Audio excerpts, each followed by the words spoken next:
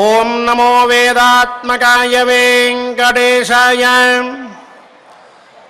నందగోపనందనం సనందనాదివందితం కుందకుట్మలాగ్రదంతమిందిరామనోహరం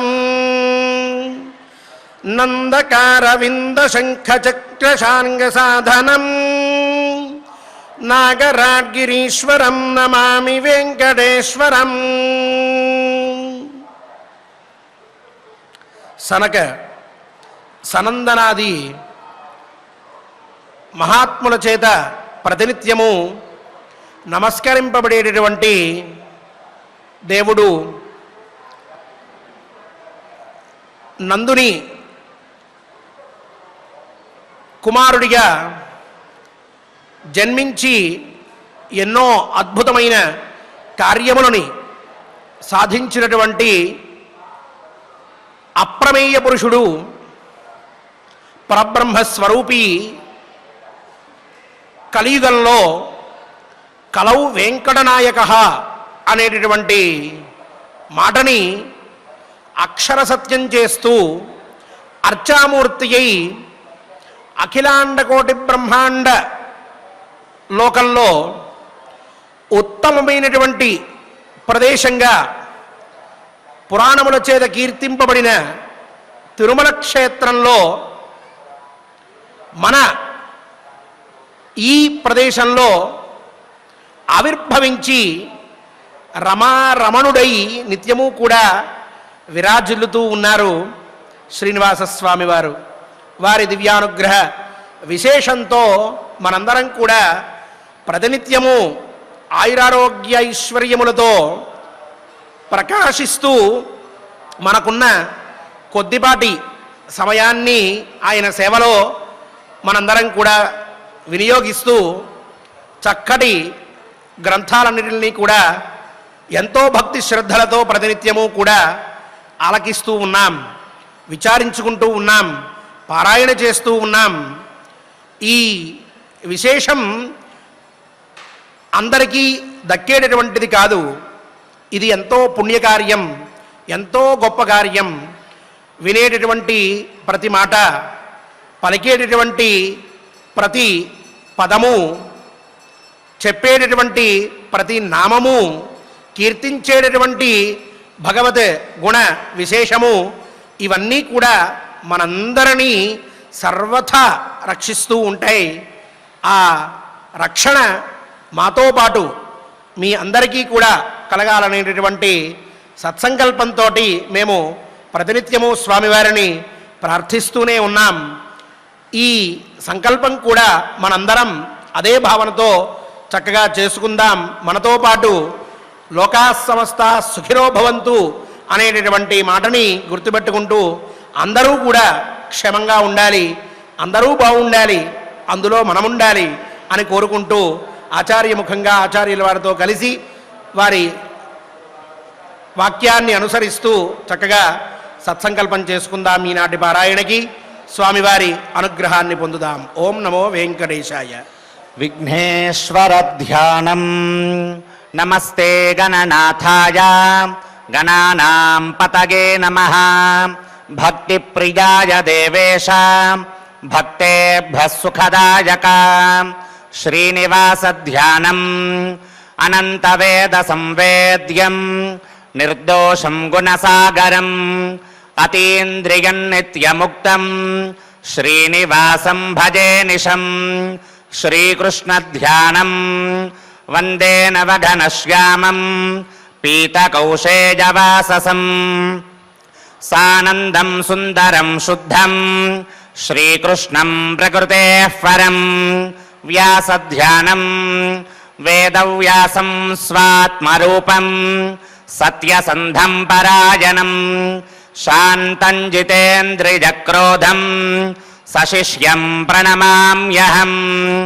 అథ సంకల్పః శ్రీమదాదివరాహక్షేత్రే విరాజమానస్య జగద్రక్షణార్థమవతీర్ణస్య శ్రీమదఖిలాండకోటి బ్రహ్మాండనాయకస్య శ్రీవేంకటేశ్వర స్వామినః పరిపూర్ణానుగ్రహేణ సర్వేషాం భక్తజనానాం ఆధివ్యాధి నివృత్తి ద్వారా ఆయురారోగ్యైశ్వర్యాభివృద్ధ్యర్థం సర్వారిష్ట నివృత్తి ద్వారా సకల శ్రేయోభివృద్ధ్యర్థం ధర్మార్థకామమోక్షాఖ్య చతుర్విధ పురుషార్థ సిద్ధ్యర్థం సమస్త పాపక్షయార్థం శ్రీ పరమేశ్వర ప్రీత్యర్థం శ్రీమన్మహాభారతే వనపర్వణి యథాశక్తి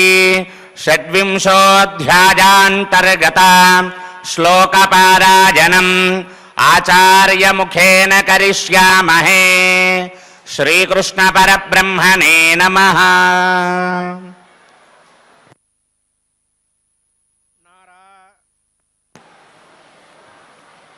నారాయణం నమస్కృత్య నరం చైవ నరోత్తమం దేవీం సరస్వతీం వ్యాసం తతో జయముదీరయేత్. అథ షడ్వింశోऽధ్యాయః. వైశంపాయన ఉవాచ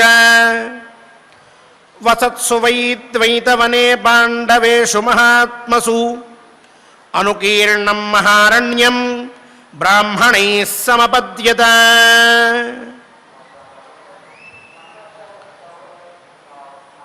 26వ అధ్యాయాన్ని ఈనాడు మనం ఆరంభించుకుంటూ ఉన్నాం. అరణ్య పర్వలో నిన్న మార్కండేయ మహర్షి ధర్మరాజు దగ్గరికి వచ్చి ఎన్నో ధర్మాలన్నిటిని చెప్పి వెళ్ళారు. నేషే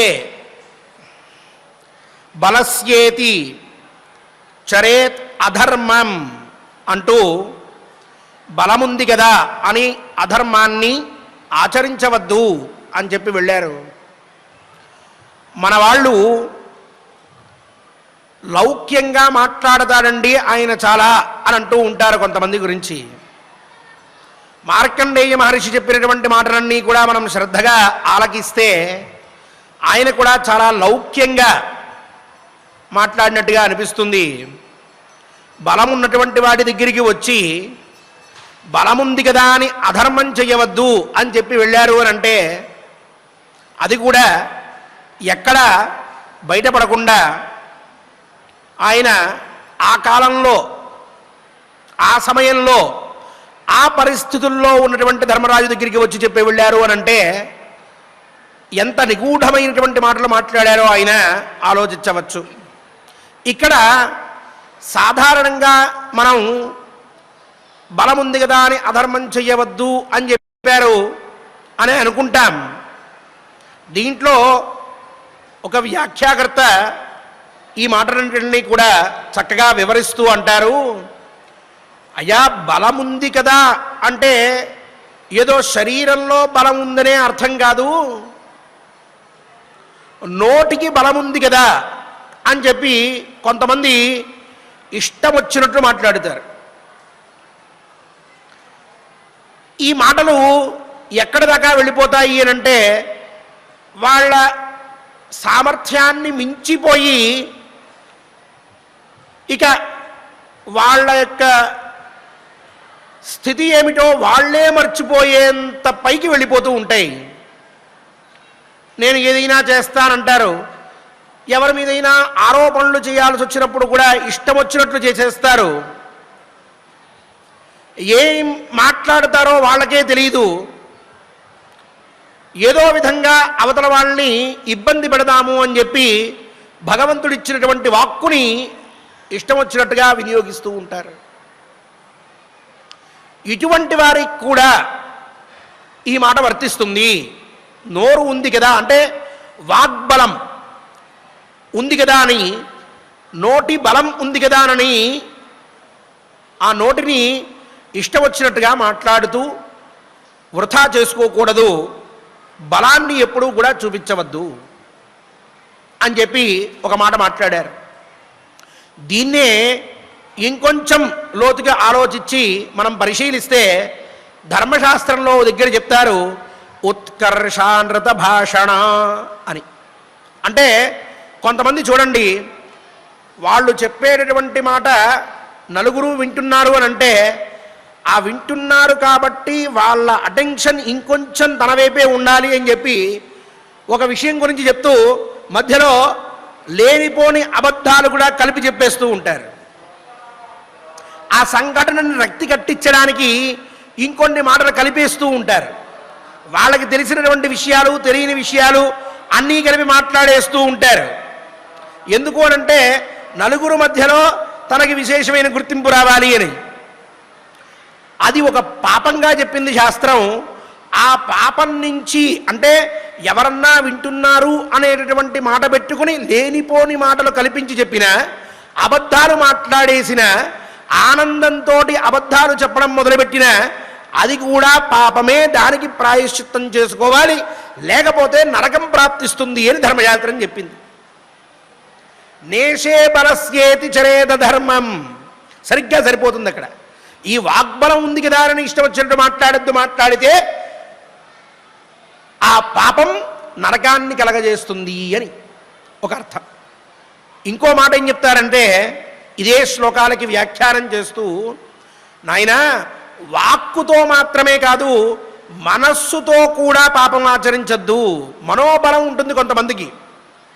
వాళ్ళు ఏ విషయాన్ని గురించైనా సరే ఇష్టం వచ్చినంతసేపు చక్కగా ఆలోచిస్తూ ఉండగలరు, మనసులో ఎన్ని మాటలైనా అనుకుంటూ ఉండగలరు. మనకైతే ఎంతో సమయం ఉండదు, మన పనులు మనకి సరిపోతూ ఉంటాయి. కాబట్టి ఉన్న సమయాన్ని భగవదారాధనలోనో ఇలాంటి సత్కథా కాలక్షేపాల్లోనో గడుపుతూ ఉంటాం. కానీ కొంతమందికి కావలసినంత సమయం ఉంటుంది.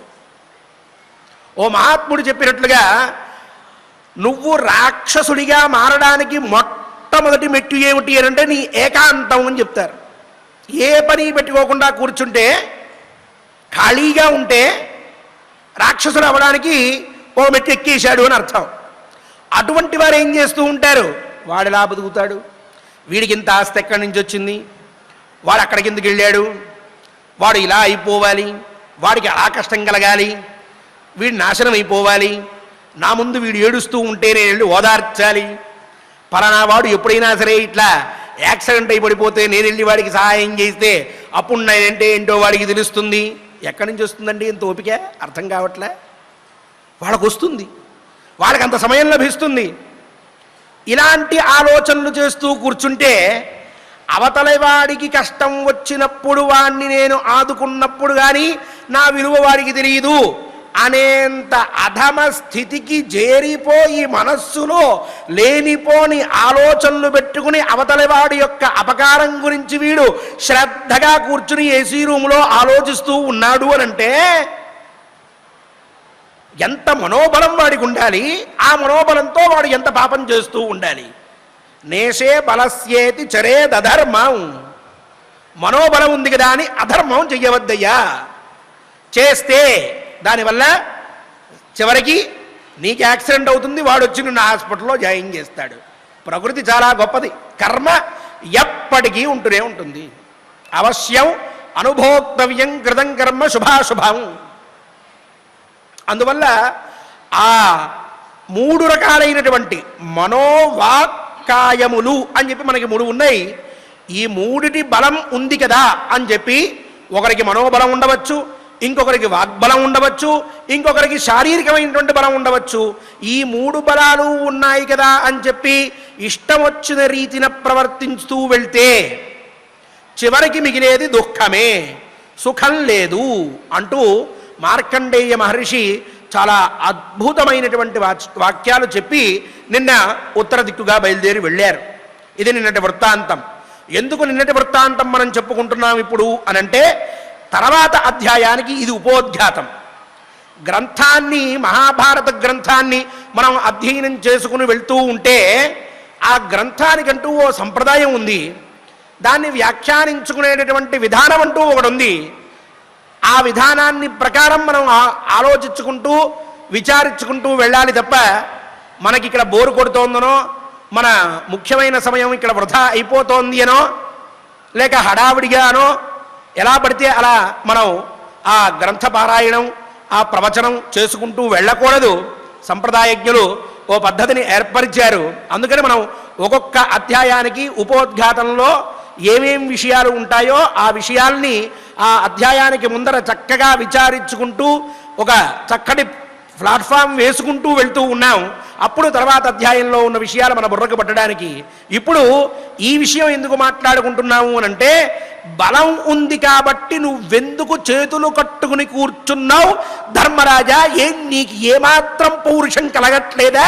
ఇక్కడ కూర్చుని నీ తమ్ముళ్ళు కష్టపడుతూ అక్కడికి వెళ్ళి ఆకులు అలములు పళ్ళు పాలు తీసుకొస్తూ ఉంటే అవి తిని కూర్చుంటున్నావు తప్ప లేచి నుంచుని దుర్యోధన నీ బ్రతుకెంత నువ్వెంత, నా ముందు నువ్వు ఆగగలవా అని చెప్పి ధనుత్తు పట్టుకుని యుద్ధానికి వెళ్ళి వాడి బ్రతుకుని ఈనాటితో తెల్లార్చెయ్యకుండా 12 సంవత్సరాలు నాతో కలిపి ఇక్కడ అరణ్యంలో కూలబడాల్సిన అవసరం నీకే ప్రాప్తించింది అంటూ అడగబోతోంది ద్రౌపదీదేవి తర్వాత అధ్యాయాల్లో.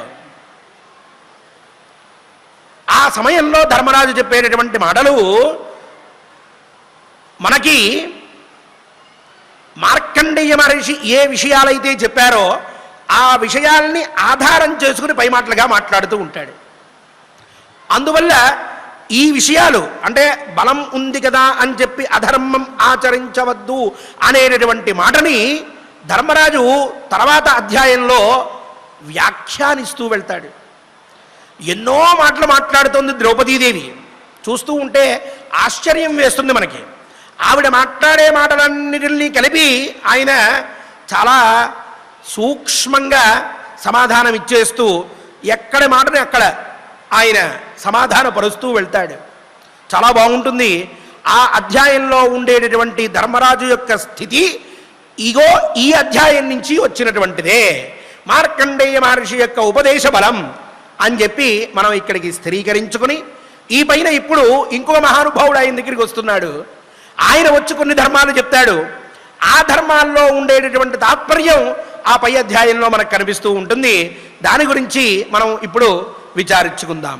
ఇలా వీళ్ళు ఆ మార్కండేయ మహర్షి వెళ్ళిపోయిన తర్వాత చెప్పిన ధర్మాన్ని బాగా ఆలోచించుకుని ధర్మరాజు ఆ పైన పాండవులు మిగిలిన వాళ్ళు కూడా ఆ ద్వైతవనంలో అందరూ కలిసి నివసిస్తూ ఉన్నారు. అలా నివసిస్తూ ఉంటే అనుకీర్ణం మహారణ్యం బ్రాహ్మణై సమపద్యత. ఆరంభంలోనే మనం చెప్పుకున్నాం, ఆ ద్వైతవనంలో ఎంతోమంది భిక్షువులు, ఎంతోమంది బ్రహ్మచారులు, ఆహితాజ్ఞులు, అనాహితాజ్ఞులు, వేదాంగ పురాణ ఇతిహాస ధర్మశాస్త్రాలని అన్నిటినీ కూడా అధ్యయనం చేసినటువంటి మహాత్ములు, మహర్షులు, సిద్ధులు, సాధ్యులు అందరూ ఉన్నారు ఆ అరణ్యంలో. ఆ అరణ్యంలో వాళ్ళందరితోటి ఆ వాతావరణం అంతా కూడా ఎంతో పవిత్రంగా కనిపిస్తూ ఉందట.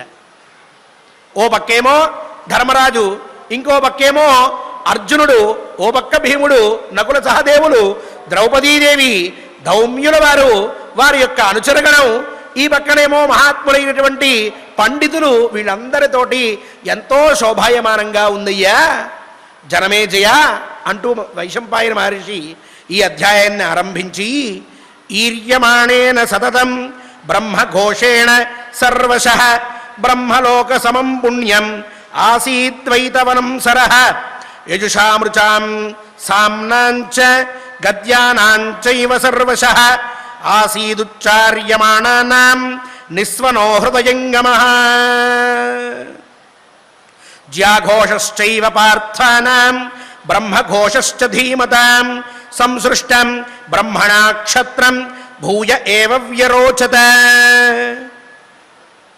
ఆ ద్వైతవనంలో ఉదయాన్నే 5 గంటలకి 4 గంటలకి అక్కడి నుంచి మొదలుపెట్టి ఓ పక్క చిన్న చిన్న పిల్లలందరూ లేచి కూర్చుని చక్కగా అధ్యయనం చేస్తూ ఉన్నారట. ఇంకొక పక్క గృహస్థులందరూ లేచి వాళ్ళ యజ్ఞయాగాదులన్నీ చేసుకోవడానికి ఉదయాన్నే ఆ సరస్వతీ నదీ తీరానికి వెళ్ళి అక్కడ ఇమం మే గంగే యమునే సరస్వతి శుద్ధృస్తోమకం సజత పరుష్ణియా అసిక్నియా మరుద్వృధే వితస్తయార్జీకీయే శృణుక్యే సుజామయా అంటూ వాళ్ళందరూ చక్కగా వేదాధ్యయనం చేస్తూ మంత్రపఠనం చేస్తూ కార్యక్రమాలు చేసుకుంటూ ఉన్నారట. ఇక ఈ పైన కొంతమంది వాళ్ళ యజ్ఞయాగాది కర్మలన్నిటికీ అన్నీ సిద్ధం చేసుకుని సూర్యోదయం అయ్యే సమయానికి చక్కగా అందరూ అక్కడ కూర్చుని ఆ అగ్నిని అగ్నేనయ సుపథా రాగే అస్మాన్ విశ్వాని దేవ వయునాని విద్వాన్ యోధ్యస్మజ్జుహురాణమేనో భూయిష్ఠాంతే నమ ఉక్తిం విధేమ అంటూ అగ్ని ప్రార్థన చేస్తూ ఉన్నారట. ఇలా ఆ మొత్తం ద్వైతవనం చాలా అత్యద్భుతంగా ఆ వేదనాదంతో నిండిపోయి బ్రహ్మలోకానికి సమానమైనటువంటి లోకంగా కనిపిస్తూ ఉన్నదట. నిత్యము బ్రహ్మలోకంలో వేదఘోష వినిపిస్తూ ఉంటుంది. ఈ ద్వైతవనంలో కూడా అలాగే వేదఘోష వినిపిస్తూ ఉన్నది. ఎంతో సంతోషంగా ఉందట వాతావరణం. అలాగే యజుషాం రుచాం సామ్నాంచ అందరూ కూడా అక్కడ ఉన్నటువంటి వారు చక్కగా యజుర్వేదములని సామవేదములని అలాగే అథర్వవేదములని వీటన్నిటినీ కూడా అధ్యయనం చేస్తూ ఉన్నారట.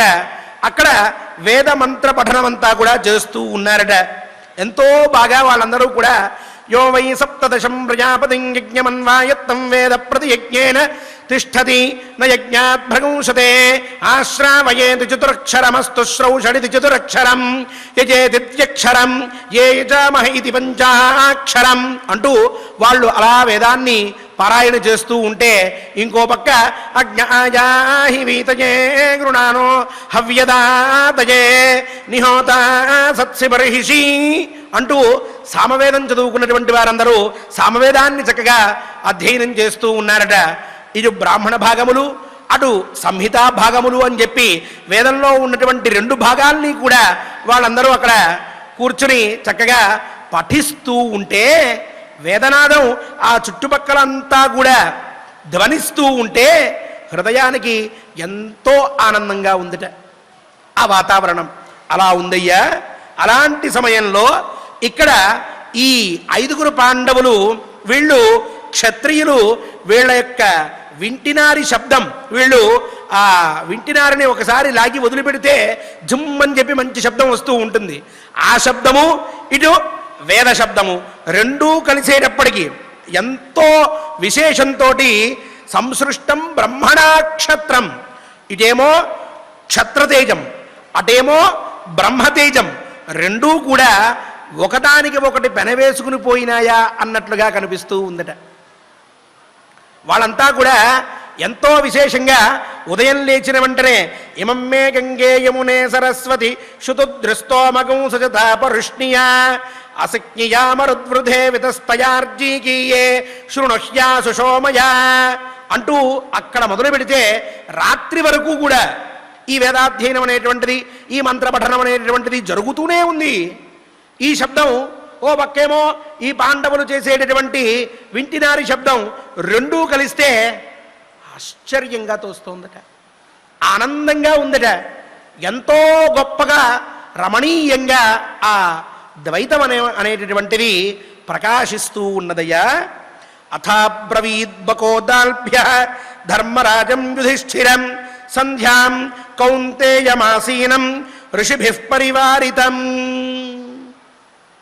ఇలా కొన్ని రోజులు గడుస్తూ ఉంటే ఒకరోజు సాయంత్రం పూట ధర్మరాజు ఋషులందరూ కూడా ఉంటే వాళ్ళందరి మధ్యన కూర్చుని ఉన్నాడు. మంచి బ్రహ్మాండమైనటువంటి వాతావరణం, ఎంతో చక్కటి పర్యావరణం అక్కడ ఉన్నది. ఉన్నటువంటి మహర్షులందరూ కూడా సుప్రసన్నులై ఉన్నారు. ధర్మరాజు వాళ్ళందరి మధ్యలో ప్రకాశిస్తూ ఉన్నాడు. ఓ పక్క అద్భుతమైనటువంటి పూలవాసన, ఇంకొక పక్క చక్కటి పళ్ళు, అవి విచ్చుకుందామా ఇంకా అనేటటువంటి విధంగా కనిపిస్తూ ఉన్నాయిట. కొన్ని పళ్ళు అంతటి సువాసనని అవి వెదజల్లుతూ ఉన్నాయిట. ఆ పళ్ళ యొక్క వాసన ఎంతో ఆనందంగా ఉందిట. పుష్పాలేమో చక్కగా విచ్చుకుని ప్రకాశిస్తూ ఉన్నాయిట. ఓ పక్క నెమళ్ళు అక్కడ ఉన్నటువంటి వాతావరణానికి ఆనందపడిపోయి అవి పురులు విప్పాయిట. చక్కగా కోకిలలు ఇతర పక్షులు అన్నీ కూడా కిలకిలా రావాలన్నీ చేస్తూ ఉన్నాయట. ఎక్కడికెక్కడ అక్కడ ఉండేటటువంటి ఆ వనంలో ఉన్న జంతువులు అన్నీ కూడా కూడబలుక్కున్నాయా అన్నట్లుగా అవన్నీ ఎక్కడ ఏ విధమైనటువంటి ఇబ్బంది కలిగించకుండా యథేచ్ఛగా సంచరిస్తూ ఉన్నాయి. అలా రమణీయంగా ఎంతో ప్రకాశంగా ఆ వాతావరణం ఉంటే అటువంటి సమయంలో బకుడు అనేటటువంటి మహానుభావుడు యొక్క ఒక ఆయన బయలుదేరి ధర్మరాజు దగ్గరికి వచ్చాడట. ఆయన పూర్తి పేరు బకదాల్భ్యుడు అని. దల్భుడు అనేటటువంటి మహానుభావుడు ఆయన యొక్క కుమారుడు కాబట్టి దాల్భ్యుడు బకదాల్భ్యుడు అని చెప్పి ఆయన్ని పిలుస్తూ ఉంటారు. మహాత్ముడిగిన మనకి సత్యనారాయణ స్వామి వారి వ్రతంలో కూడా కథలో ఈయన ఒక కథ ఈయన గురించి వస్తుంది. బకదాల్భ్య మహర్షి గురించి మహానుభావుడైన చక్కగా శ్రీరామచంద్రమూర్తికి ఏం చెయ్యాలో తెలియనటువంటి సమయంలో ఈ వ్రతాన్ని ఆచరించు నీకు విజయం కలుగుతుంది అని చెప్పి ఆయనకి మార్గోపదేశం చేసేటువంటి మహానుభావుడు కూడా ఈయనే బకదాల్భ్య మహర్షి. రామాయణంలో ఆ మహానుభావుడు ధర్మరాజు దగ్గరికి వచ్చాడు. వచ్చి కూర్చున్నాడు. ఆయన్ని దగ్గర కూర్చుని చెప్తూ ఉన్నాడు, పశ్య ద్వైతవనే పార్థ బ్రాహ్మణానాం తపస్వినాం హోమవేలాంకురుశ్రేష్ఠ సంప్రజ్వలిత పావకాం చరంతి ధర్మం పుణ్యేస్మిన్ త్వయా గుప్తా ధృతవ్రతాః భృగవః అంగిరశ్చైవ వాసిష్ఠాః కాశ్యపైః సహ ఆగస్త్యాశ్చ మహాభాగాః ఆత్రేయాశ్చోత్తమవ్రతాః సర్వస్య జగదశ్రేష్ఠాః బ్రాహ్మణాః సంగతాస్త్వయా. శ్రీ అవధూతాశ్రమము బోధానంద సత్యారామూర్తి ఆర్యుల గోసేవాశ్రమము మరియు వృద్ధాశ్రమము పడాల. ఆశ్రమములో గోసేవ గోవుల దానము స్వీకరించుట, మీ నవగ్రహ దోషములు పోవుటకు గోపూజ చేయబడును. మూలికా వైద్యము గోపంచగవ్య వైద్యము చేయబడును. యంత్రములు తావీదులు ఇవ్వబడును. శాంతి హోమములు చేయబడును. మీ ఆత్మీయుల పుట్టినరోజు, పెళ్లి రోజు మరియు వర్ధంతి వంటి ముఖ్యమైన దినములలో గోసేవ లేదా అన్నదానం చేయదలిచిన వారు సంప్రదించండి. మా వృద్ధాశ్రమంలో ఖాళీలు కలవు. చేరదలిచిన వారు సంప్రదించండి. శ్రీ శ్రీ శ్రీ స్వామి బోధానందగిరి శ్రీ అవధూతాశ్రమము అయ్యప్ప స్వామి గుడి దగ్గర పడాల, తాడేపల్లిగూడెం 2. సెల్ నంబర్స్ 7981356374 9618034138 అన్నాడు. ధర్మరాజా, ఈ ద్వైత వనంలో ఈ మహాత్ములు ఇంతమంది తపస్సు చేస్తూ ఉన్నారే, ఇంతమంది అగ్నిహోత్రం అనేటటువంటి కర్మ చేస్తూ ఉన్నారే, ఆ చేస్తూ ఉన్నప్పుడు చూడు ఆ అగ్ని ఎంత గొప్పగా ప్రజ్వలిస్తూ ఉన్నదో, ఎంత అందంగా ఉందో చూడు. ఈ యొక్క ఆనందం ఎక్కడ మనకు దొరుకుతుంది? అంత మనోహరమైనటువంటి దృశ్యం ఎక్కడైనా చూడగలమా? శాస్త్ర విధిని అతిక్రమించక చక్కగా సకాలంలో నియమ నిష్ఠలతో మహానుభావులైనటువంటి పండితులు చేసేటటువంటి ఒక కార్యం ద్వారా, ఒక పని వల్ల ఆ అగ్ని అలా ప్రజ్వలిస్తూ ఉంటే చూడ్డానికి ఎంత బాగుందో చూశావా?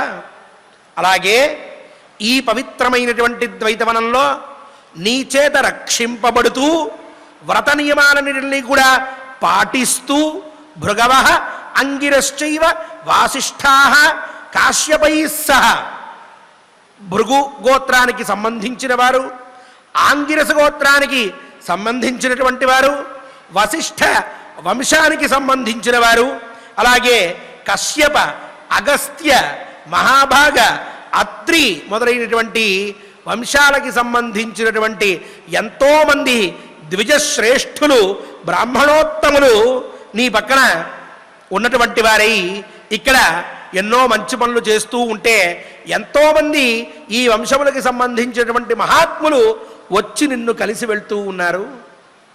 ఎంత బాగుందో చూశావా?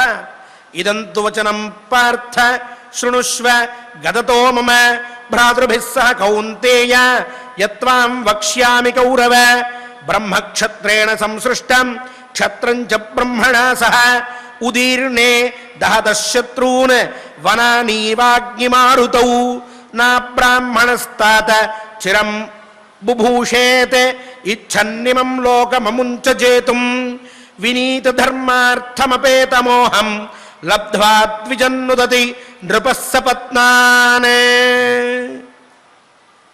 ధర్మరాజా, సోదరులతో ఉన్నావు నువ్వు, నేను చెప్పే మాట వింటూ ఉండు, జాగ్రత్తగా విను అంటే ధర్మరాజు శ్రద్ధగా ఆయన వైపు చూస్తూ ఉన్నాడు. ఏం చెప్తాడా మహాత్ముడు అని చెప్పి. పాండవులు కూడా మిగిలిన వారు, తక్కిన వారందరూ ఆ మహాత్ముడి వైపు అత్యంత భక్తి శ్రద్ధలతో చూస్తూ ఉన్నారు. నమస్కరిస్తూ ఆయన చెప్పడం మొదలుపెట్టాడు. నాయనా, ఇక్కడ ఇంతమంది బ్రాహ్మణోత్తములు ఉన్నారు కదా, వీళ్ళందరితోటి నువ్వు జతగట్టినట్లయితే, అలాగే క్షత్రియులతోటి బ్రాహ్మణులు జతగట్టినట్లయితే, అగ్ని వాయువు రెండూ కలిస్తే ఒక వనం ఎలా అయితే దహించుకుపోతుందో అట్లా శత్రువులు కూడా దహించుకుపోతారయ్యా. నీకు వీళ్ళ బలం ఇప్పుడు కావలసి ఉన్నది. అందువల్ల వీళ్ళందరినీ కూడా నువ్వు ఎప్పుడూ కూడా ఆశ్రయిస్తూ ఉండు, వాళ్ళతో కలిసి ఉంటూ ఉండు. ఇహ పరలోకాలు జయించాలి అనేటటువంటి రాజుకి, వాడికి వీళ్ళ బలం ఉండి తీరవలసిందే. అదే లేదనుకో వాడు ఎక్కువ కాలం జీవించలేడు, ఇష్టం వచ్చినట్టు ప్రవర్తిస్తూ ఉంటాడు. ధర్మమేది అధర్మమేది అని చెప్పేటటువంటి వాడు వాడి పక్కన లేకపోతే చాలా ప్రమాదంగా ఉంటుంది. కాబట్టి ధర్మార్థ కామాల గురించి పూర్తిగా తెలిసినటువంటి పండితులని నువ్వు పక్కన పెట్టుకున్నట్లయితే నీకు అపజయం అనేటటువంటిది రాదు. పైగా అలా తెలిసినటువంటి వాడిని నువ్వు ఆశ్రయిస్తే నీకు ఎప్పటికీ కూడా శత్రువులు అనేటువంటి వారు ఉండరు. ఎవరు ఆశ్రయించినా అటువంటి వాడికి శత్రువులు ఉండరయ్యా ధర్మరాజా అని చెప్పి, చరన్నైశ్రేయసం ధర్మం ప్రజాపాలనకారితం నాధ్యగచ్చత్ బలిర్లోకే తీర్థమన్యత్ర వై ద్విజాత్ అనూనమాసీదసురస్య కామః వైరోచనేః శ్రీరపి చాక్షయాసీత్ లబ్ధ్వా మహీం బ్రాహ్మణ సంప్రయోగాత్ తేష్వాచరన్ దుష్టమథో వ్యనశ్యతే నా బ్రాహ్మణం భూమిరియం సభూతిః వర్ణం ద్వితీయం భజతే చిరాయ సముద్రనేమిర్నమతే తు తస్మై యం బ్రాహ్మణః శాస్తి నయైర్వినీతం కుంజరస్యేవ సంగ్రామే పరిగృహ్యాంకుశగ్రహం బ్రాహ్మణైర్విప్రహీణస్య క్షత్రస్య క్షీయతే బలం. ధర్మరాజా, బలిచక్రవర్తి ప్రజా పాలన కోసం అని చెప్పి ఏదైతే ఒక ధర్మం ఏర్పరిచి ఉన్నదో అటువంటి ధర్మాన్ని ఆచరిస్తూ నిశ్రేయసమైనటువంటి ధర్మాన్ని ఆయన అనుష్ఠిస్తూ ఉత్తమమైనటువంటి ప్రయోజనాన్ని పొందాడయ్యా. అలా ఆయన ఆ ధర్మం తెలుసుకోవడానికి కారణం కూడా బ్రాహ్మణ యొక్క అనుగ్రహం, వాడి యొక్క బలం మాత్రమే. అది బాగా గుర్తుపెట్టుకో. అలాగే విరోచనుడి కుమారుడైనటువంటి బలి ముందుగా బ్రాహ్మణ బలంతో, వాళ్ళ అనుగ్రహంతో, వాళ్ళ ఆలోచనతో రాజ్యాన్ని పొందాడు. పొందిన తర్వాత అక్షయమైనటువంటి ఐశ్వర్యాన్ని ఆయన పొందాడు. అది కూడా పొందిన తర్వాత ఇక అనవసరమైనటువంటి కామాలకి లోనైపోయాడు. అలా లోనయ్యి తర్వాత వాళ్ళ పట్ల చులకన భావంతో వాళ్ళని నిందిస్తూ బ్రాహ్మణ వంశీయులందరినీ కూడా ఇబ్బంది పెడుతూ వాళ్ళని నీచంగా చూస్తూ చివరికి అధోగతి పాలైపోయాడు. అది కూడా గుర్తుపెట్టుకో నువ్వు అని చెప్పి ఆ వృత్తాంతాన్ని కూడా చెప్పాడు. మనకి భారతంలో శాంతి పర్వలో వస్తుంది ఆయన వృత్తాంతం. అలా చెప్పి, నాయనా, నీకు వాళ్ళ యొక్క బలం లేదనుకో, అప్పుడు ఎక్కువ కాలం నువ్వు రాజ్యాన్ని పాలించడం అనేటటువంటిది కుదరదు. అలాగే ఈ బ్రాహ్మణ బలం లేనటువంటి క్షత్రియుడికి ఈ భూమిని మొత్తాన్ని కూడా పొందగలిగేటటువంటి శక్తి ఉండదు. ఒకవేళ పొందినా ఎక్కువ కాలం ఆయన దాన్ని సాధించుకోలేడు, సేవించుకోలేడు. అందువల్ల ఆ ఒక మంచి యోగ్యుడైనటువంటి ఎటువంటి మోహావేశాలకి లోను కానటువంటి ఒక బ్రాహ్మణుణ్ణి పెట్టుకొని నీతిజ్ఞుడైనటువంటి వాణ్ణి వాడి దగ్గర నుంచి నీతి తెలుసుకుంటూ నువ్వు రాజ్యపాలన చేయడం అనేటటువంటిది ప్రారంభిస్తే అప్పుడు సముద్ర పర్యంతం ఉండేటటువంటి భూమి శిరస్సు వంచి నీ అధీనంలోకి వస్తుంది. ఎవరికైనా ఇది సామాన్యమైనటువంటిదే. అందువల్ల అటువంటి వారి యొక్క బలం నీకు ఉండడం ఎల్లప్పటికీ మంచిది. ఒకటి గుర్తుపెట్టుకో, ఒక పెద్ద ఏనుగు ఉందనుకో ధర్మరాజా, అటువంటి ఏనుగు యుద్ధంలో పాల్గొందనుకో, దాన్ని నియంత్రించడానికి అటు ఇటు దాన్ని తీసుకుని వెళ్ళడానికి మావటీవాడు లేడనుకో దాని మీద, దాని బలం ఏమున్నట్టు? అది యుద్ధంలో నిలబడగలుగుతుందా? శత్రువు నుంచి తప్పించుకోగలుగుతుందా? మావటీవాడైతే అది యుద్ధంలో ఎటు వెళ్ళాలి, ఎక్కడ ఎవరిని ఎలా ఎదుర్కోవాలి అని దానికి తెలియజేస్తూ దాన్ని ముందుకు తీసుకెళ్తాడు. తద్వతు క్షత్రియుడు కూడా ఒక బ్రాహ్మణ సహాయం లేనట్లయితే వాడి బలం క్షీణించి చివరికి నశించిపోతాడు. అందువల్ల నువ్వు ఎప్పటికైనా ఇవి గుర్తుపెట్టుకోవాలి. బ్రాహ్మణ్యనుపమా దృష్టి క్షాత్రం అప్రతిమం బలం తౌ యదా చరతః సార్థం తదా లోకః ప్రసీదతి యథా హి సుమానగ్నిః కక్షం దహతి సానిలః తథా దహతి రాజన్యః బ్రాహ్మణేన సమం రిపుం బ్రాహ్మణేష్వేవ మేధావి బుద్ధి పర్యేషణం చరేత్ అలబ్ధస్య చ లాభాయ లబ్ధస్య పరివృద్ధయే అలబ్ధలాభాయ చ లబ్ధవృద్ధయే యథార్హ తీర్థ ప్రతిపాదనాయ యశస్వినం వేదవిదం విపశ్చితం బహుశ్రుతం బ్రాహ్మణమేవ వాసయ బ్రాహ్మణేషు ఉత్తమా వృత్తి తవ నిత్యం యుధిష్ఠిర తేన తే సర్వలోకేషు దీప్యతే ప్రథితం యశః. ధర్మరాజా, నీతిశాస్త్రం, అర్థశాస్త్రం, ధర్మశాస్త్రం, రాజశాస్త్రం, రాజనీతి శాస్త్రం ఇవన్నీ కూడా బాగా తెలిసి పురాణములు, వేదములు ఇవన్నీ కూడా బాగా చదివినటువంటి వాడు ఎవరైతే ఉంటాడో అటువంటి వాడి బుద్ధి, వాడి జ్ఞానం పోలిక లేనటువంటిదై ఉంటుందయ్యా. అంత గొప్ప జ్ఞానం కలిగి ఉంటాడు వాడు.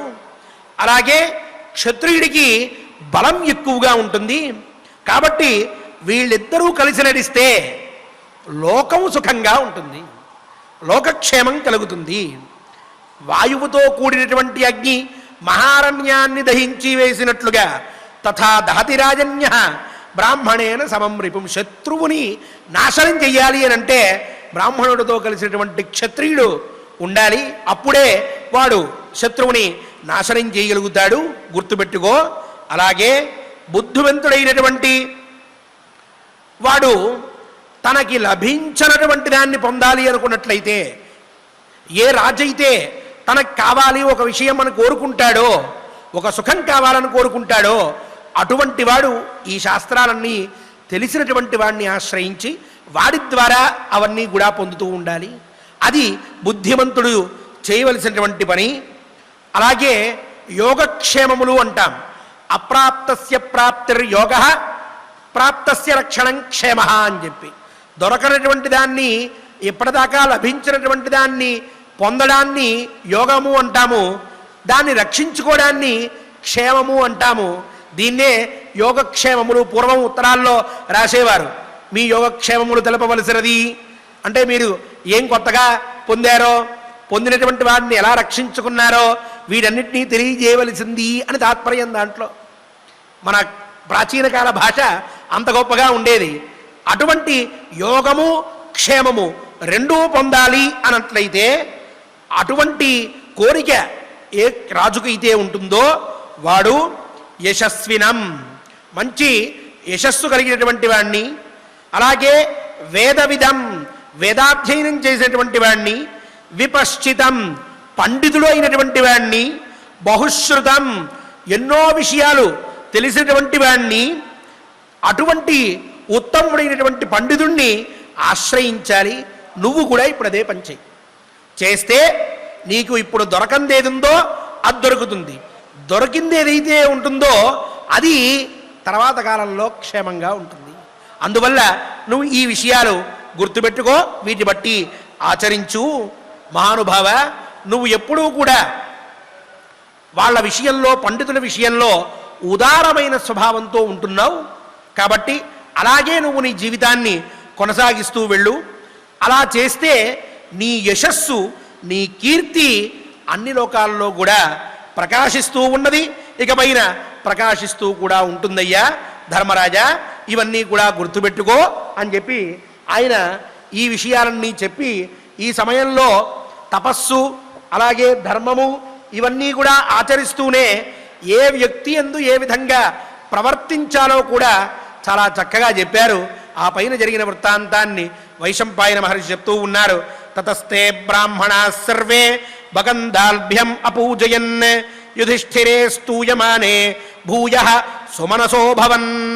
ద్వైపాయనో నారదశ్చ జామదజ్ఞః పృథుశ్రవాః ఇంద్రద్యుమ్నో భాలుకిశ్చ కృతచేతాః సహస్రపాత్ కర్ణశ్రవాశ్చ ముంజశ్చ లవణాశ్వశ్చ కాశ్యపః హారీతః స్థూణకర్ణశ్చ హరీతస్థూణకర్ణశ్చ అగ్నివేశ్యోథ శౌనకః కృతవాక్చ సువాక్చైవ బృహదశ్వో విభావసుః ఊర్ధ్వరేతో వృషామిత్రః సుహోత్రో హోత్రవాహనః ఏతే చాన్యా చ బహవః బ్రాహ్మణాః సంశితవ్రతాః అజాతశత్రుమానర్చుః పురందరమివర్షయః.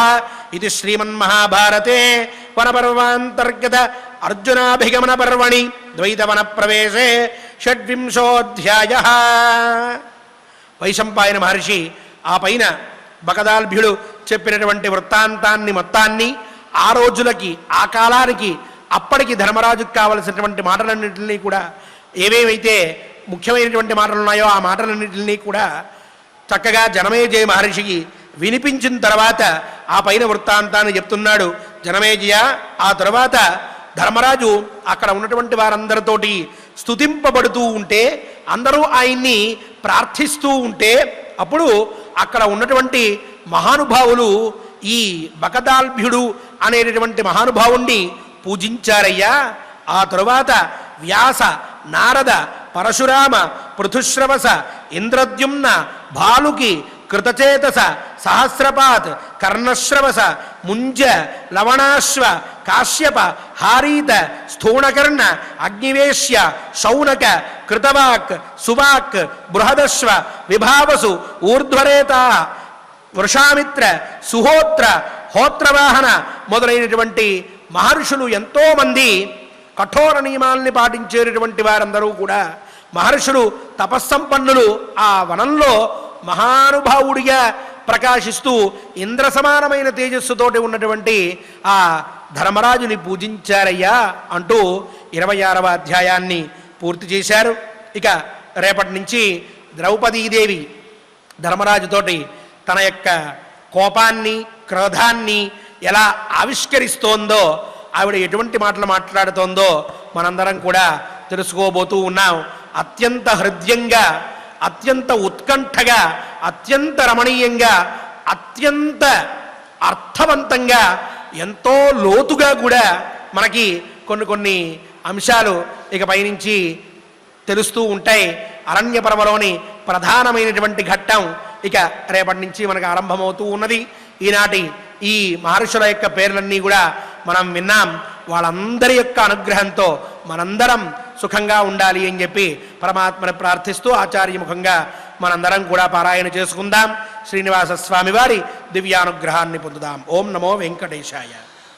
ఓం నమో వెంకటేశాయ. చక్కగా ఈ అధ్యాయంలో బ్రహ్మక్షత్రయో అన్యోన్య పాలన విధానం ఏదైతే ఉందో దాని గురించి మనం తెలుసుకున్నాం. సహజంగా మనం ఏదైనా ఒకరు పాలించాలి అని అంటే దానికి బుద్ధి బలం చాలా అవసరం. ఆ బుద్ధి బలాన్ని ఇచ్చేటటువంటి వారు ఒకరు ఉండాలి. అదేవిధంగా కేవలము బుద్ధి బలం ఉంటే సరిపోదు, కాస్త బాహుబలం కూడా ఉండాలి. ఎందుకంటే మనం ఏదైనా ఒక మంచి కార్యాన్ని చేయబోతూ ఉంటే ఒక నలుగురు వచ్చి దుష్టులు దాన్ని ఆపడానికి గట్టిగా ప్రయత్నిస్తూ ఉంటారు. అలా ప్రయత్నిస్తూ ఉన్నటువంటి సందర్భంలో ఈ క్షాత్రం అనేటటువంటి స్థితి శక్తి ఏదైతే ఉందో వారు ఆ బాహుబలంతో వారందరినీ కూడా నాశనం చేసి ప్రజా సంక్షేపం చెయ్యాలి అనేటటువంటిదే ఈ శాస్త్రము యొక్క అభిప్రాయం. అంతటి మహత్తరమైనటువంటి విధి విశేషాలన్నింటినీ కూడా మనం ఈ అధ్యయనం ద్వారా మనం తెలుసుకున్నాం. ఇక 26వ అధ్యాయం మొదటి శ్లోకం నుండి ఈ అధ్యాయాంతాన్ని పూర్తిగా మనం అధ్యయనం చేసుకుందాం, పారాయణం చేసుకుందాం, స్వామివారి యొక్క అనుగ్రహాన్ని పొందుదాం. అథ షడ్వింశోऽధ్యాయः వైశంపాయన ఉవాచ వసత్సు వై ద్వైతవనే పాండవేషు మహాత్మసు అనుకీర్ణం మహారణ్యం బ్రాహ్మణైః సమపద్యత కీర్యమాణేన సతతం బ్రహ్మఘోషేణ సర్వశః బ్రహ్మలోకసమం పుణ్యం ఆసీద్వైతవనం సరః యజుషామృచాం సామ్నాంచ సత్యానాం చైవ సర్వశః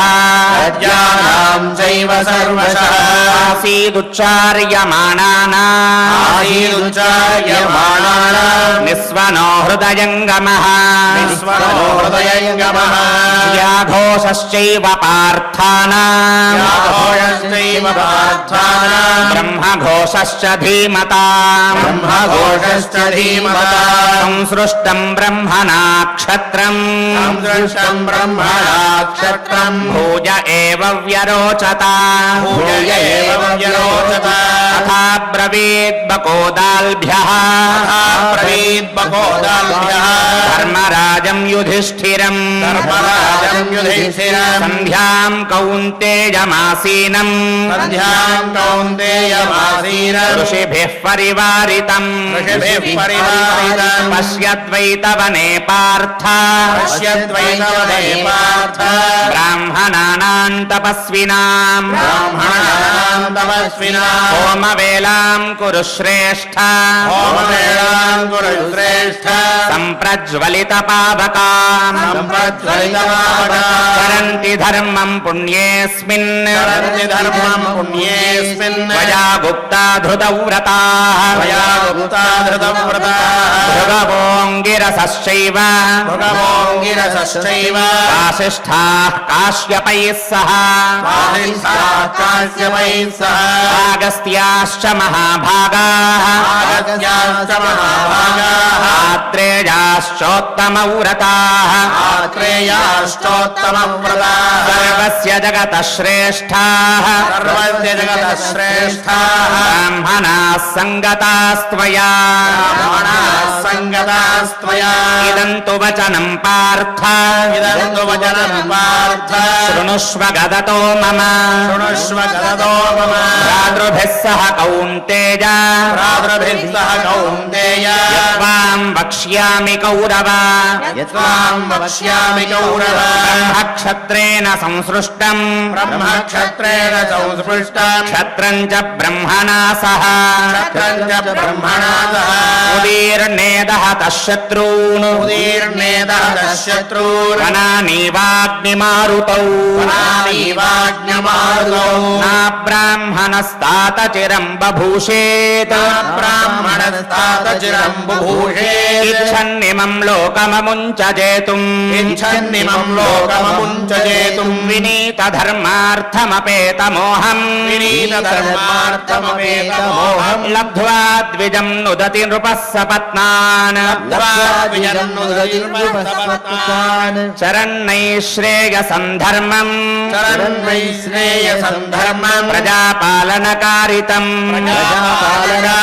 नाध्यगच्छद्बलिर्लोके नाध्यगच्छद्बलिर्लोके तीर्थमन्यत्र वै द्विजात् तीर्थमन्यत्र वै द्विजात् अनूनमासीदसुरस्य कामः अनूनमासीदसुरस्य कामः वैरोचने श्रीरपि चाक्षजासीत् वैरोचने श्रीरपि चाक्षयासीत् लब्ध्वा महीम् ब्राह्मणसम्प्रयोगात् लब्ध्वा महीम् ब्राह्मणसम्प्रयोगात् तेष्वाचरन् दुष्टमथो व्यनश्यत् तेष्वाचरन् दुष्टमथो व्यनश्यत् नाब्राह्मणम् भूमिरियं स भूतिः नाब्राह्मणम् भूमिरियं स भूतिः वर्णन् द्वितीयम् भजते चिराजा वर्णन् द्वितीयम् भजते चिराय समुद्रनेमिर्नमते तु तस्मै समुद्रनेमिर्नमते तु तस्मै यम् ब्राह्मणः शास्ति नयैर्विनीतम् यम् ब्राह्मणश्चास्ति नयैर्विनीतम् कुञ्जरस्येव सङ्ग्रामे कुञ्जरस्येव सङ्ग्रामे परिगृह्याङ्कुशग्रहम् परिगृह्याङ्कुशग्रहम् ब्राह्मणैर्विप्रहीणस्य ब्राह्मणैर्विप्रहेणस्य शत्रस्य क्षीयते बलम् शत्रस्य क्षीयते बलम् ब्राह्मण्यनुपमा दृष्टिः ब्राह्मण्यनुपमा दृष्टिः छात्रमप्रतिमम् बलम् छात्रमप्रतिमम् बलम् तौ यदाचरतः सार्धम् अन्यदाचरदसार्धम् तदा लोकः प्रसीदति तदा लोकः प्रसीदति यथा हि सुमहानग्निः यथा हि सुमहानग्निः तक्षम् दहति सानिलः तक्षम् दहति सानिलः तथा दहति राजन्यः तथा दहति राजन्यः ब्राह्मणेन समम् रिपुम् ब्राह्मणेन समम् रिपुम् ब्राह्मणेष्वेव मेधावी ब्राह्मणेष्वेव मेधावी बुद्धिपर्येषणम् चरेत् बुद्धिपर्येषणम् चरेत् अलब्धस्य च लाभाय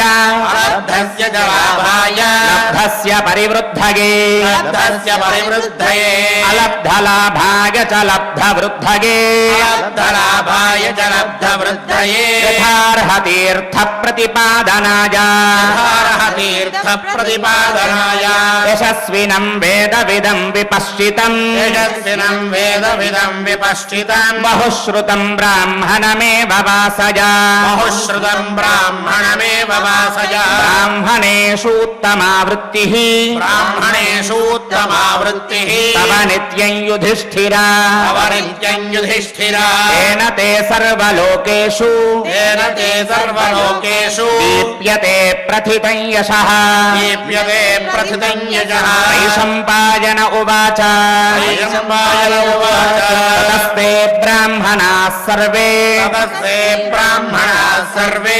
सकन्दाल्भ्यमपूजयन् सकन्दाल्भ्यमपूजयन् युधिष्ठिरे स्तूयमाने युधिष्ठिरे स्तूयमाने भूयस्सु मनसो भवन् भूयस्सु मनसो भवन् द्वैपायनो नारदश्च द्वैपायनो नारदश्च रामदग्न्यः पृथुश्रवाः रामदग्न्यः पृथुश्रवाः इन्द्रद्युम्नो भालुकिश्च इन्द्रद्युम्नो भालुकिश्च कृतचेताः सहस्रपात् कृतचेताः सहस्रपात् कर्णश्रवाश्च मुञ्जश्च कर्णस्रवाश्च मुञ्जश्च लवणाश्वश्च काश्यपः लवणाश्वश्च काश्यपः हरितस्थूनकर्णश्च हरितस्थूणकर्णश्च अग्निवेश्योऽथ शौनकः अग्निवेश्योऽथ शौनकः कृतवाक्च सुवाक्चैव कृतवाक्च सुवाक्चैव बृहदश्वो विभावसुः बृहदश्वो विभावसुः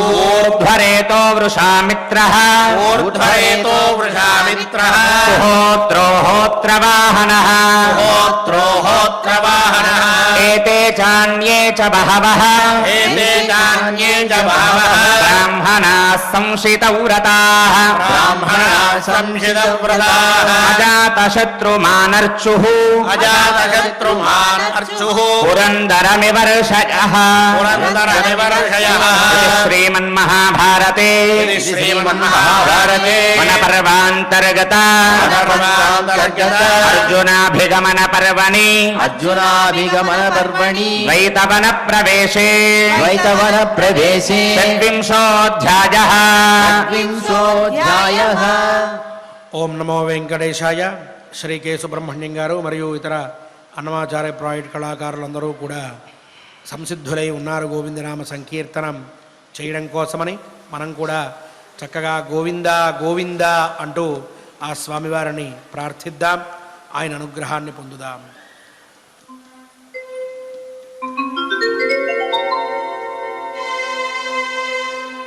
శ్రీనివాస గోవింద, శ్రీ వెంకటేశ గోవింద, భక్తవత్సల గోవింద, భాగవత ప్రియ గోవింద, నిత్య నిర్మల గోవింద, నీలమేఘ శ్యామ గోవింద, పురాణ పురుష గోవింద, పుండరీకాక్ష గోవింద, నందనందన గోవింద, నవనీత చోర గోవింద, పశుపాలక శ్రీ గోవింద, పాప విమోచన గోవింద, దుష్ట సంహార గోవింద, దురిత నివారణ గోవింద, శిశ పరిపాలక గోవింద, కష్ట నివారణ గోవింద, గోవింద హరి గోవింద, గోకుల నందన గోవింద, గోవింద హరి గోవింద, గోకుల నందన గోవింద.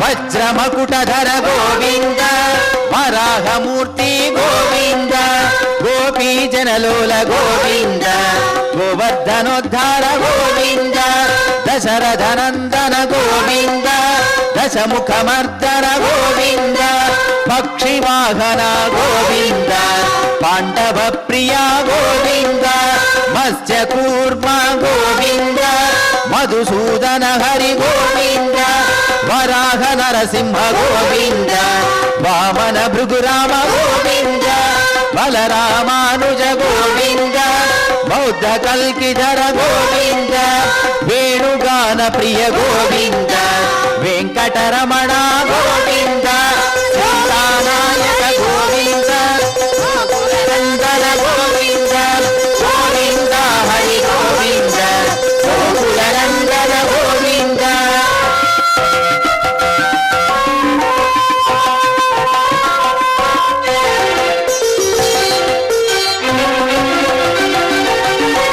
సీతానాయక గోవింద, శ్రిత పరిపాలక గోవింద, దరిద్ర జన పోషక గోవింద, ధర్మ సంస్థాపక గోవింద, అనాథ రక్షక గోవింద, ఆపద్బాంధవ గోవింద, శరణాగత వత్సల గోవింద, కరుణాసాగర గోవింద, కమల దళాక్ష గోవింద, కామిత ఫలదా గోవింద, పాప వినాశక గోవింద, పాహి మురారే గోవింద, శ్రీముద్రాంకిత గోవింద, శ్రీవత్సాంకిత గోవింద, ధరణీ నాయక గోవింద, దినకర తేజ గోవింద, గోవింద హరి గోవింద, గోకుల నందన గోవింద, గోవింద హరి గోవింద, గోకుల నందన గోవింద.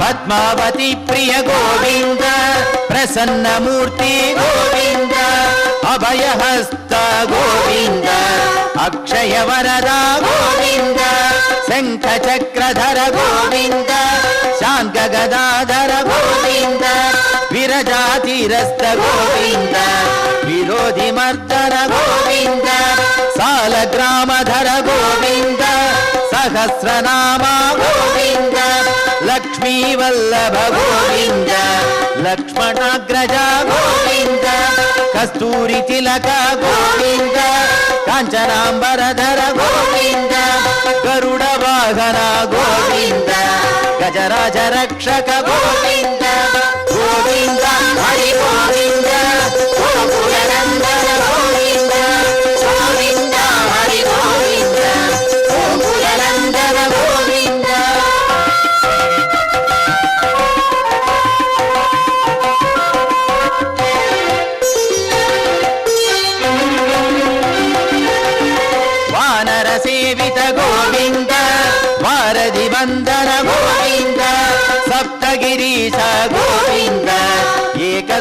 రూప గోవింద శ్రీరామకృష్ణ గోవింద రఘుకుల నందన గోవింద ప్రత్యక్ష దేవ గోవింద పరమ దయాకర గోవింద వజ్ర కవచధర గోవింద వైజయంతి మాల గోవింద వడ్డీ కాసులవాడ గోవింద వసుదేవ తనయ గోవింద బిల్వ పత్రార్చిత గోవింద భిక్షుక సంస్థుత గోవింద శ్రీ పుంరూప గోవింద శివకేశవమూర్తి గోవింద గోవింద హరి గోవింద గోకుల నందన గోవింద గోవింద హరి గోవింద గోకుల నందన గోవింద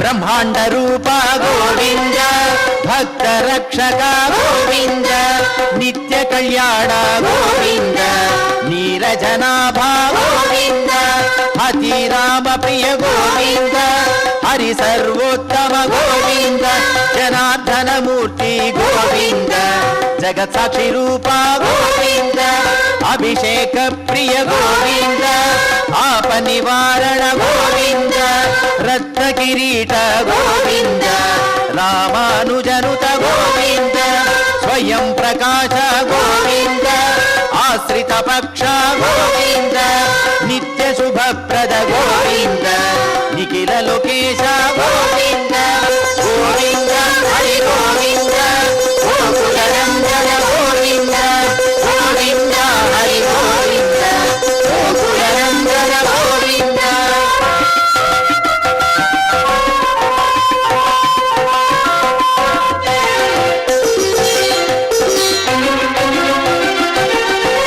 ఆనంద రూప గోవింద ఆద్యంతరహిత గోవింద ఇహ పరదాయక గోవింద ఇభరాజ రక్షక గోవింద పరమదయాళో గోవింద పద్మనాభ హరి గోవింద తిరుమల వాస గోవింద తులసీ వనమాల గోవింద శేష సాయినే గోవింద శేషాద్రి నిలయ గోవింద మత్స్యావతార గోవింద ఏడు కొండలవాడ గోవింద గోవింద హరి గోవింద గోకుల నందన గోవింద గోవింద హరి గోవింద గోకుల నందన గోవింద గోవింద హరి గోవింద గోకుల నందన గోవింద గోవింద హరి గోవింద గోకుల నందన గోవింద గోవింద హరి గోవింద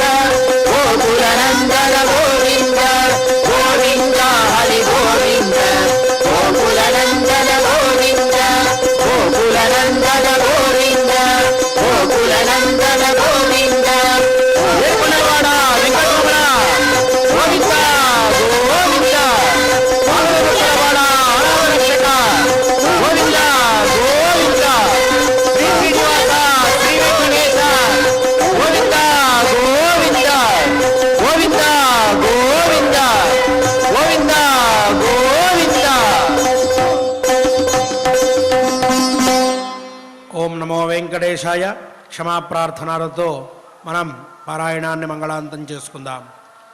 అథ క్షమా ప్రార్థనా యదక్షరవదభ్రష్టం మాత్రాహీనం చ యద్భవేత్ తత్సర్వం క్షమ్యతాం దేవ నారాయణ నమోస్తుతే. అథ లోకక్షేమ ప్రార్థనా స్వస్తి ప్రజాభ్యః పరిపాలయంతాం న్యాయేన మార్గేణ మహీం మహిషాః గోబ్రాహ్మణేభ్యः శుభమస్తు నిత్యం. లోకాः సమస్తాः సుఖినో భవంతు. అథ భగవత్సమర్పణం కాయేన వాచా మనసేంద్రియైర్వా బుద్ధ్యాత్మనా వా ప్రకృతే స్వభావాత్ కరోమి యద్యత్ సకలం పరస్మై నారాయణాయేతి సమర్పయామి. అథ మంగళం శ్రియః కాంతాయ కళ్యాణ నిధగే నిధగేర్థినాం శ్రీవేంకట నివాసాయ శ్రీనివాసాయ మంగళం. కన్స్ట్రక్షన్ రంగాలలో దశాబ్దపు అనుభవంతో కస్టమర్ల మరియు శ్రేయోభిలాషుల మన్ననలను నమ్మకాన్ని గెలుపొందిన సంస్థ విఆర్ఆర్ కన్స్ట్రక్షన్స్. నాణ్యతకు నమ్మకానికి మారుపేరు VRR constructions. Independent houses, apartments, villas అన్ని రకాల హంగులతో అలరించే అద్భుతమైన వెంచర్స్ తో పాటు అందరికీ అందుబాటు ధరలో సొంత ఇంటి కలను సాకారం చేసే నమ్మకమైన సంస్థ VRR constructions. Please visit VRR constructions, Varatex Plaza near Radhika Theatre, ECL X Road, Hyderabad. Call to 910088555512, 9100885559.